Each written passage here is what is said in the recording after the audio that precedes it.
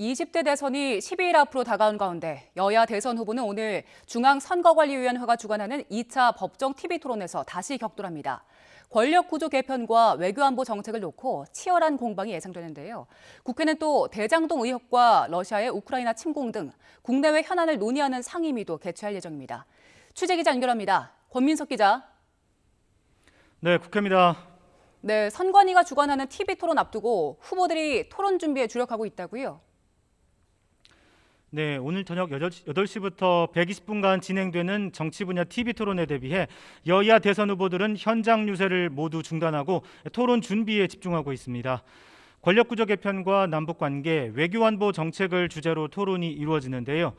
다당제를 보장하는 선거제 개혁과 대통령 4년 중임제 개헌 등 정치 개혁안을 어제 발표한 이재명 후보는 오늘도 이 같은 화두를 바탕으로 심상정, 안철수, 김 후보와 이른바 민심연대 가능성을 모색할 것으로 보입니다. 반면 윤석열 후보는 이 후보 측 제안을 진정성이 없는 선거용으로 규정하고 맹비판할 것으로 예상됩니다. 이에 더해 야권 단일화 논의가 멈춰 있는 상황에서 윤 후보가 안철수 후보에게 어떤 태도를 보일지 관심입니다. 앞서 21일 토론에서 안철수 후보는 윤석열 후보에게 공세 수위를 높인 바 있어 오늘까지도 공세적 토론을 이어갈지 주목됩니다. 또 러시아의 우크라이나 침공 사태와 관련해 이재명, 윤석열 후보의 안보관 격돌도 예상됩니다. 평화가 경제고 밥이라는 이 후보는 우크라이나 사태를 거론하며 윤 후보가 안보 불안을 조장한다고 거듭 비판할 것으로 보이고, 강한 억지력이 필요하다는 윤석열 후보는 확고한 안보 태세를 강조하며 이 후보와 외교안보 기조에서 불꽃 공방을 주고받을 예정입니다. 네, 초박빙의 대선 구도가 이어지면서 여야 양강 후보가 서로를 향한 고립 전략을 구체화하고 있지요. 네, 이재명 후보 측은 어제 다당제를 보장하는 정치개혁안을 제안하면서 안철수, 심상정, 김동연 후보도 같은 방향으로 가고 있다고 했습니다. 3지대 후보와 연합 전선 구축을 통한 윤석열 후보 고립 전략이란 평가가 나왔는데 이 후보가 더욱 적극적으로 움직이고 있습니다. 어제 우리 공화당 조원진 후보에게까지 전화를 걸어서 민주당의 정치개혁에 동참해달라고 요청한 겁니다. 극단적 대결의 정치를 바꾸기 위한 정치개혁에 함께 해달라. 통합정부가 힘들면 정책 연대라도 하자고 제안한 것으로 전해졌습니다. 앞서 이 후보는 진중권 전 동양대 교수에게도 떠나게 해서 미안하단 사과 전화를 거는 등 윤 후보를 제외한 모든 세력과 연대의 가능성을 타진하기도 했습니다. 이에 맞서 윤석열 후보는 안철수 후보와 야권 단일화 논의에 직접 나설 것이란 관측이 커지고 있습니다. 앞서 지난 20일 단일화 결렬을 선언한 안철수 후보는 단일화의 시간이 지나갔다고 선을 긋고 있는데요.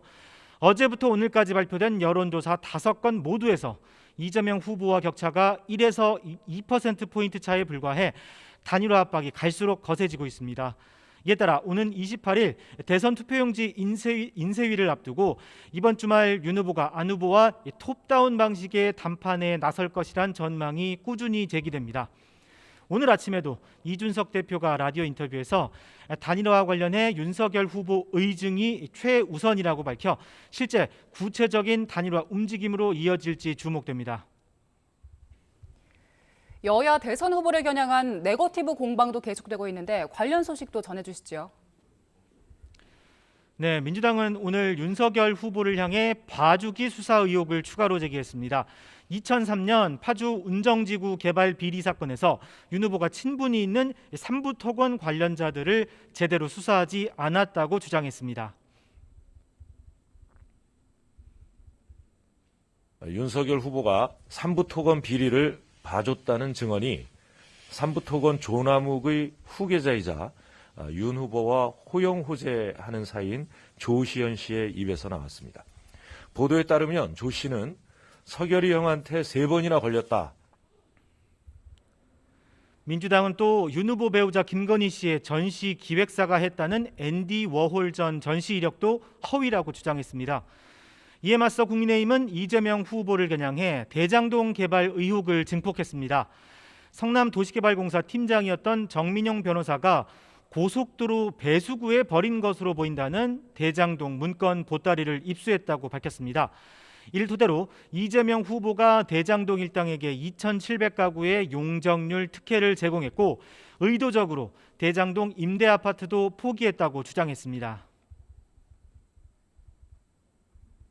이재명 당시 성남시장은 임대 아파트 사업을 킬시키고 시장 마음대로 쓸 수 있는 현금을 1,822억 원을 받고 2018년 선거를 앞두고 시민 배당으로 뿌리려는 시도를 하게 됩니다.